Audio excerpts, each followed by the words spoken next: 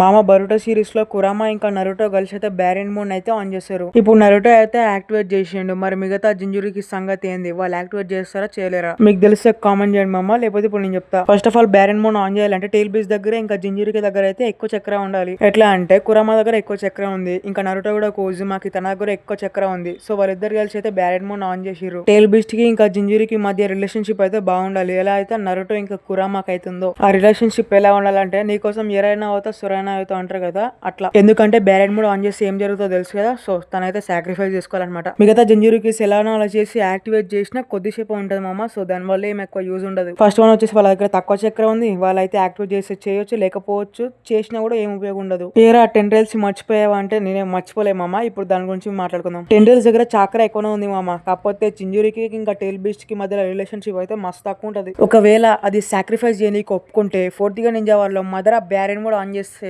ఎట్లుంటది మామ?